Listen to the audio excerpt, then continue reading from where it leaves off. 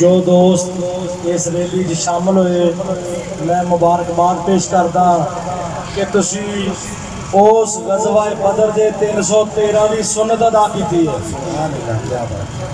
کیوں 313 صحابہ اکرام جدو غزوہ بدر چ نکلے نا ادو کفار ویکھ کے ہسدے سی، دندیاں کڈدے سی، اے 313,000 دا مقابلہ کرنگے۔ علامہ اقبال نے فرمایا فضائے بدر پیدا کر، فضائے بدر پیدا کر۔ او جناب اسی بلیاں بن کے گھر وڑ جائیے، کفر نے تو ساڈے سر ہی چڑھنا۔ میں بنگلہ یتیم والا دے لوگاں نو پوچھدا کیا تہاڈی ماں بہن اور باپ دی عزت تے حملہ ہوئے ایداں ہی نکلدے ہو؟ کی خیال ہے؟ اگر تہاڈے لیڈر کسی نو بھی کوئی گال کر دے ایداں دا ہی برتارا رکھ دے بھی چپ کر کے کھڑے، چپ کر کے کسی جگہ تے بھی نہیں جانا، نہیں بولنا کسی نے۔ میری ایک گل سن لو، میں عالم دینہ دے نال رہنا، علماء کرام دے نال رہنا، عالم دین میں نہیں۔ میں ایک حدیث پاک حضور صلی اللہ علیہ وسلم نے سنی ہے۔ حضور سرور کائنات صلی اللہ علیہ وسلم نے فرمایا اگر برائی ہوتی دیکھو تو انہوں اپنے ہاتھ نہ روکو۔ سنی ہے کسی نے کہ نہیں؟ جنہوں نے سنی ہاتھ کرا کرو۔ اگر برائی ہوتی دیکھو تو انہوں ہاتھ نہ روکو۔ میں اگر نہیں سنی تو میں آج دس رہا حدیث پاک اور اے ایمان دا اعلیٰ ترین درجہ۔ اگر برائی نو ہاتھ نال نہیں روک سکتے کہ زبان نہ روکو، اے ایمان دا کمزور درجہ پہلے نہ لو۔ اگر زبان نال بھی نہیں روک سکتے تو پھر کی کرو؟ پھر دل چ برا جانو تو پرا ہو جو تلنا کما جو اسی کیڑا کر رہے ہیں۔ ساڈے کول اے لطیفہ باد دے وچ ہو سکتا بنگلہ یتیم والا دے وچ بھی کچھ لوگ کہہ رہے ہون لو جی گستاخی تو ہوئی ہے سویڈن چ، تسی ایتھے روڈ بلاک کیتی کھڑے ہو، تسی ایتھے احتجاج کر رہے ہو۔ میں کہنا تانوں دکاناں 'چ بہنا مبارک، اے محمد دے غلاماں نوں روڈ تے آਉਣਾ مبارک۔ اگر اسی روڈ تے بھی نہ نکل سکیے، سویڈن بھی نہ پہنچ سکیے تو روڈ تے بھی نہ آئیے، اور کافراں نوں اسی یہ پیغام لواں گے کہ بنگلہ یتیم والا دے دکانداراں نے اپنی دکاناں نوں اگے رکھیا اور قرآن پاک نوں پیچھے رکھ کے اپنی دکاناں کھول کے بیٹھے رہے اور دیکھتے رہے پہچان تے لوگ کی کرنگے اور کفر نو کی پیغام جائے گا ساڈا۔ کفر دیکھے گا ساڈی ویڈیوز، وہ کہے گا چند لوگ ہیں جڑے ایمان لایا اور قرآن نہ پیار کر دیا۔ ہن کچھ لوگوں دے پیٹ چ درد یہ بھی ہوئے گا کہ ایمان والے انہوں نے کیا گیا جنہوں نے قرآن نال محبت آ، آپ ہی سوچ لیو گھر پہ گئے اگر میری ماں کو گال کٹے تو میں بغیرتا وجہ اور جواب نہ دوا۔ میرے وچ کوئی غیرت ہے؟ اور میں اور نام نہاد ملا اور نام نہاد پیر جنہوں نے سانو جہاد تو روکی رکھیا۔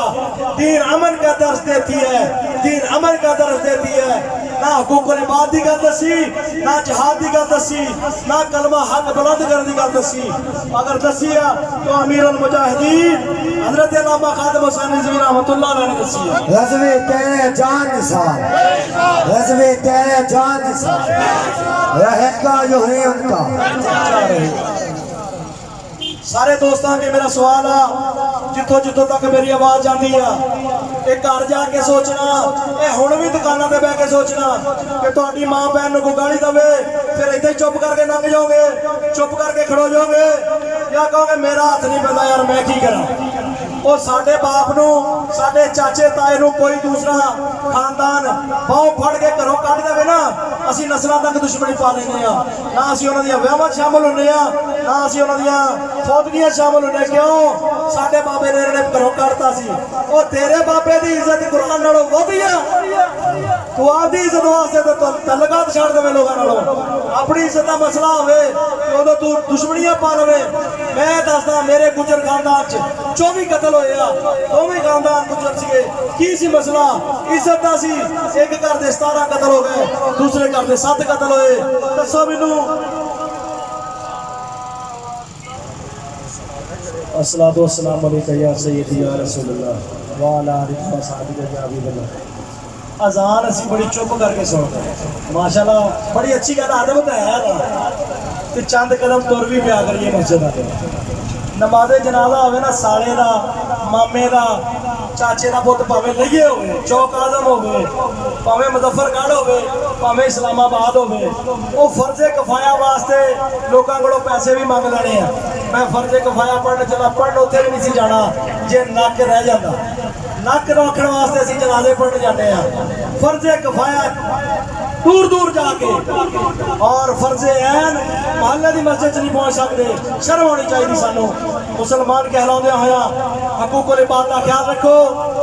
वोटां दी गल ते रह गई साइड ते, असी मां बाप दे गुस्ताख हां, असी महल्लेदारां दे गुस्ताख हां, अपने अपने वड्डियां दे गुस्ताख हां। कदी किसी ने देखिया कि मेरे पिंड दे विच गरीब किन्ने आ, मेरे पिंड दे विच आटा किन्ने घरां च आ, मेरे पिंड दे विच बीमार किन्ने पए आ, जेहड़े पैसे दिखो इलाज नहीं करा रहे। ये साडे पैसे नाल नहीं जाने। ये सिकंदर वर्गे भी इथों खाली हाथ गए हैं।